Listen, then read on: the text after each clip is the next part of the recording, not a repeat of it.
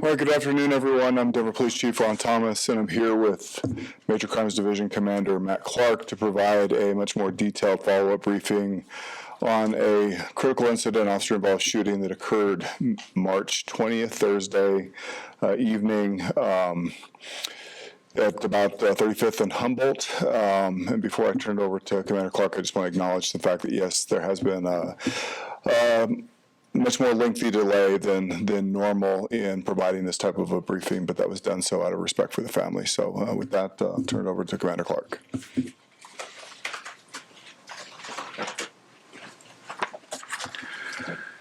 Thank you. Good afternoon. My name is Matt Clark. I oversee the Major Crimes Division for the Denver Police Department. Today's briefing is a follow-up to the officer-involved shooting that occurred on the evening of March 20th, 2025.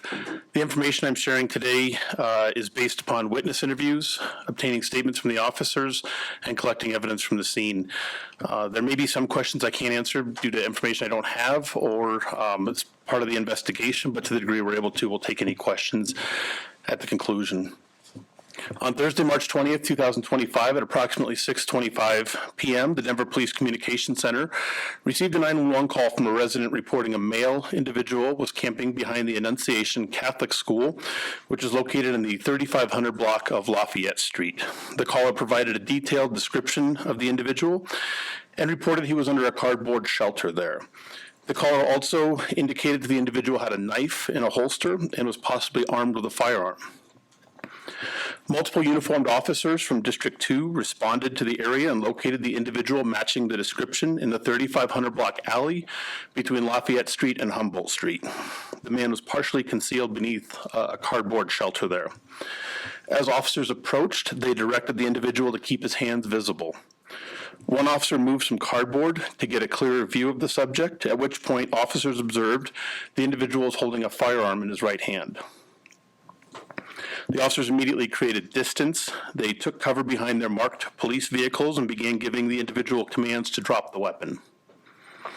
They attempted to de-escalate the situation by communicating with him, encouraging his compliance. After approximately a minute and 20 seconds, while the individual continued to hold the firearm and not comply with the orders, the subject suddenly raised the weapon in the direction of the officers, and in response, 4 Denver police officers discharged their firearms, striking the individual multiple times.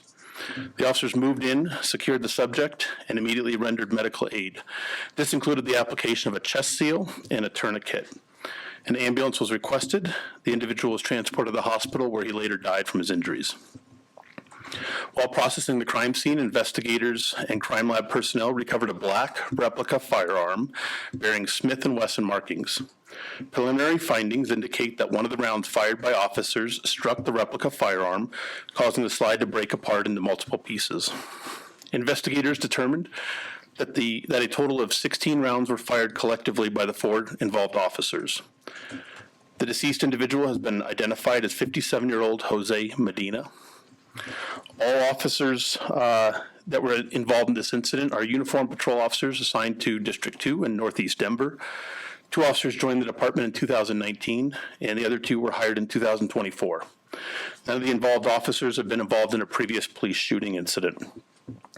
All 4 officers and others present had their body-worn cameras activated and captured the interaction with the subject throughout the incident. And in accordance with the department policy, each officer has been placed in a non-line assignment while they complete the department's reintegration process. As with other critical incidents, this incident is being investigated by our multi-agency investigative team made up of the Colorado Bureau of Investigations, the Colorado State Patrol, Denver Police Homicide Unit, and the Denver DA's office. Denver's Office of the Independent Monitor also actively oversees the investigation to ensure transparency and accountability. This remains an active investigation. Anyone who has additional information, video, or witness this incident that we haven't talked to, I'd encourage them to contact the Denver Police Department or Metro Denver Crime Stoppers to provide that information.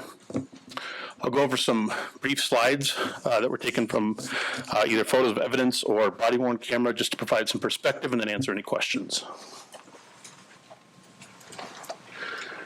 This is a slide that was essentially what was presented to the officer. This is a snapshot from an officer's body-worn camera.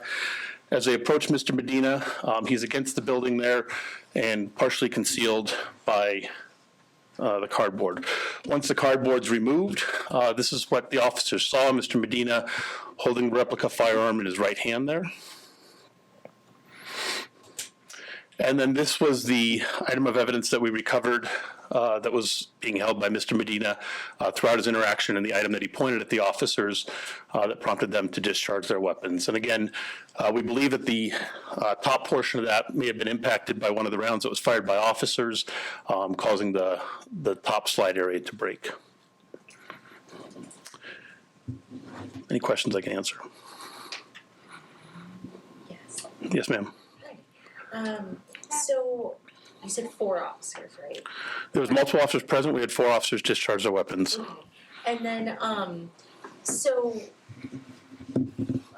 one question in the video at the end, you see one of the officers holding his weapon to Mr. Medina while he's being handcuffed. I think we counted 30 seconds. Is that protocol if someone's armed? I'm sorry, they were holding A gun, like, you know, their gun, their weapon. It's kind of at the guy's head while they're handcuffing him. I didn't know if that was protocol or not. I think it's fair to say that that is not protocol. That's not something that we train. I think in the officer's interview, it was revealed that he was still concerned about the individual being able to access the weapon, and so I think he was using that as a de-escalation technique to make sure that he was aware that that there were armed officers that were engaging with him, and that he shouldn't access that weapon. One thing about the call, the initial call, we spoke with the person who did the call, and he mentioned, or that person, I'm sorry, mentioned that this specific gentleman, he was well known in the community, and it wasn't nobody like new. Mm-hmm. So, and it never was violent before. Mm-hmm. So I don't know if during the call this was mentioned to you guys. So I'm not sure whether or not, I don't know if, Matt, if during the investigation it's been identified. We have talked to that caller and others. We do know that he was frequent to that area, known to that area. I'm not aware of him being reported to have been violent, but in that moment, obviously he was armed with that firearm. He did move it in the direction of those officers, I think, which prompted their response. Can we confirm whether he was homeless or not, and just the background of Medina? So what I can tell you about his background is we have had recorded contact with him since 2005. I think that generally he has been transient, not always in that alley, but within the city, transient. His housing status has not always been known, so we're not aware of where else he may have been residing. Not aware of whether or not he had. My belief is that officers have probably engaged him in the past and probably tried to connect him to services, understanding that he was houseless. So it is safe to say he is homeless, but we just don't know where he's been in the last several to dozens of years, right? Yeah, so I think that our investigation has uncovered the fact that he has transitioned in and out of homelessness, was currently not housed and living in that alley. This kind of brings me to my next question. I mean, yesterday we introduced the downtown units, the new separate downtown unit. There's a lot of people who are in the situation in downtown and surrounding areas. What kind of precedent does this situation set for the police department when we are going to create a new unit, and we're going to really push the fact that the Denver Police Department is out for everyone's safety? I'm not sure I quite get your question, but I mean, yes, we are responding to concerns of safety in the downtown area. We're concerned about safety throughout the entire city, and I think there's a constant assessment of workload, crime trends and other challenges, community to community, district to district, and so there are frequent reassignments of personnel and redeployments of personnel, whether it be across shifts within the district and across the city. Certainly, the shift to put additional officers downtown was a much more substantial shift than we've had in the past, but it is something that we constantly are watchful for. Something I noticed throughout both body cameras is the officers saying to drop the gun Yes. over and over again. I'll put mine down, you put yours. Do you guys have an idea of just how many times they tried to ask them to drop the gun? I don't. I'm sure that somebody counted, but I did not. I watched the video a number of times and do recognize that that command was made a number of times. And I was particularly impressed by the officer's attempt to de-escalate that situation and, kind of letting him know what he can expect if he follows that direction. Also impressed by the fact that there was really essentially one direction being given instead of several officers shouting several things for him to be confused. I think that that is, one, something that's trained, and two, something that I'm just encouraged by, that was the level of effort that they went through to make sure that situation could be resolved safely.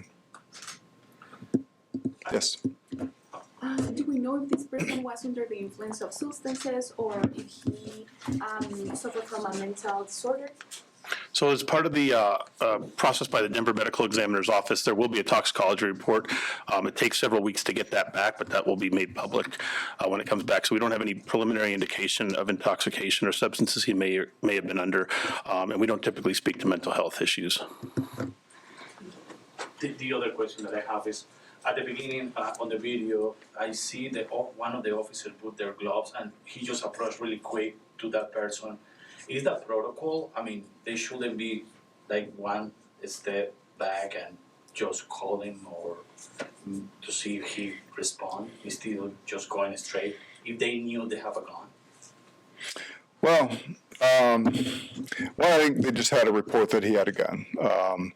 And so I think that it was reasonable to contact him. I think it was reasonable to remove an object that was precluding them from seeing his hands. So I think that was according to, to training and protocol. I think those that don their gloves, I think that is a matter of personal choice. I think that, some officers prefer to cover their hands for health reasons before they are engaging with members of the public, particularly those that may be living in an alley. Yeah, the question it goes because it looks like the police just went straight to remove the cardboard without protecting his own life. You mean the officer? The officer. Well, yeah, I think that my recollection is that the information was that he had a gun in his possession and a knife in his possession, not that he was secreted behind a piece of cardboard with gun in hand. And so I don't think that the officers ever imagined that when they removed that cardboard that they would see him holding that gun in that fashion. I think that they, the way that they probably saw that contact taking place was that they would contact him. They would ask to see his hands. They'd probably have him stand up, conduct a pat-down search, and then ultimately recover either the weapon or what was believed to be a weapon. But that all changed when they saw that he actually had the weapon in hand. Okay. You're welcome. Any other questions? I'd just say, lastly, if there's anything that you'd want people watching our stories tonight to take away from this. Unfortunate situation. No officer wants to take a life. I think that you could see the effort that they went through to make sure that he complied, dropped that weapon. It was their desire to safely in that situation, and they only responded with ultimately deadly force because he moved that weapon in their direction and put them in fear of their life. So, thank you.